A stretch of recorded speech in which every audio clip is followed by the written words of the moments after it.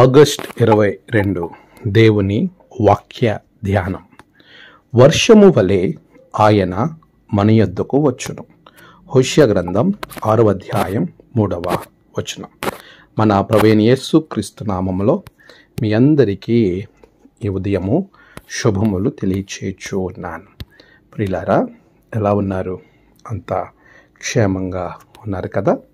దేవాది దేవుడి మహాకృపము మనలను ఆవరించి బలపరిచి మనలందరినీ కూడా ఆయన సంతోషము, ఆనందము, ఆయన గొప్పతనముతో నింపి బలపరచునుగాక. ప్రియులారా, దేవుని వాక్యము ఎంత గొప్పదో గమనించండి. ఈరోజు వాక్యాన్ని మనం ఆలోచన చేస్తే, వర్షము వలె ఆయన మన యొద్దకు వచ్చును.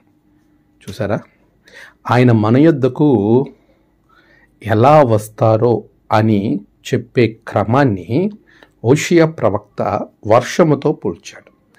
He shall come unto us as the rain. ఒక వర్షం ఏ విధంగా వస్తుంది? వర్షము వచ్చే క్రమాన్ని మనం ఆలోచన చేస్తున్నప్పుడు అది మనకు ఎంత ఆశీర్వాదాన్ని ఇస్తుంది అనే విషయాలను మనం ఆలోచన చేస్తూ ఉన్నప్పుడు దేవుని యొక్క గొప్పతనము మనము అర్థం చేసుకోవడానికి సంపూర్ణమైనటువంటి అవగాహన మనం కలగటానికి వీలు కుదురుతుంది.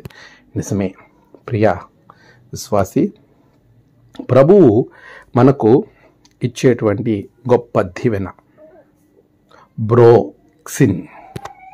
ప్రభువు ఇచ్చేటువంటి అద్భుతమైనటువంటి ఆలోచన మనలను దేవునితో కలిసి ఉండేటువంటి అద్భుతమైనటువంటి ఈ వాక్య ధ్యానం మనలను బలపరుస్తుంది.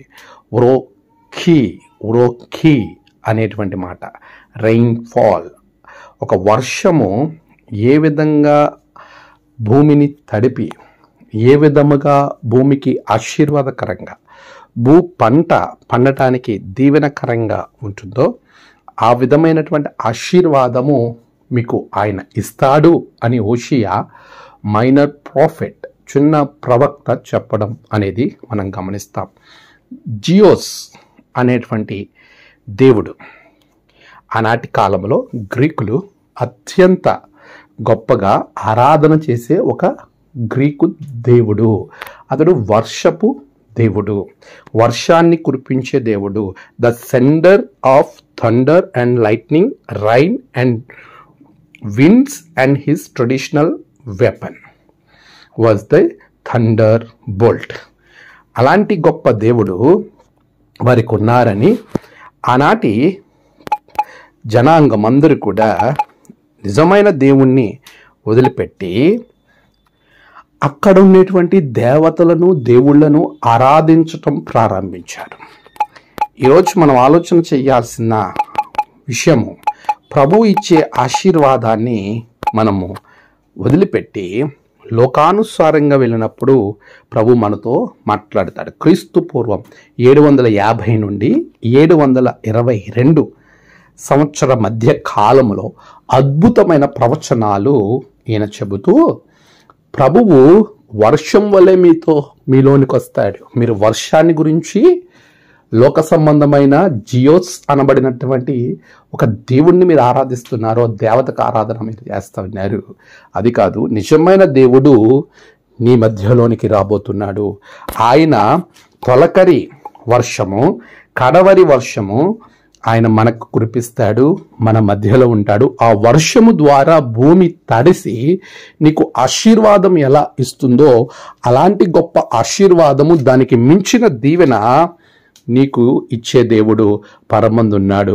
ఆయనే సైన్యములకు అధిపత్యకు యెహోవా అని ఆనాటి ఇశ్రాయేలీలకు హోషేయ ఒక చక్కటి మాటను వారికి వాగ్దాన రూపంలో జ్ఞాపకం చేశాడు. ఈరోజు నువ్వు లోక సంబంధమైన విషయాల వైపు పరిగెడుతున్నావేమో, లోకము దేనిని బట్టి ఆలోచన చేస్తూ ఇది చేయడము ద్వారా మనకి దీవెన అనుకుంటే ఆ పని వైపు నువ్వు పరిగెడుతున్నావేమో, దానిని విడిచి దానిని కూడా సృష్టించిన సృష్టికర్తతో పాటు త్రియేక దేవుడు ప్రభువైన క్రీస్తు దగ్గరికి నువ్వు రా. ప్రభు నిన్ను, నీ కుటుంబాన్ని ఆశీర్వదిస్తాడు.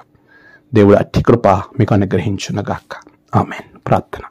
సర్వశక్తిమంతుడా, గొప్ప దేవ, నీ బిడల జీవితంలో గొప్ప కార్యాలు అనుగ్రహించండి.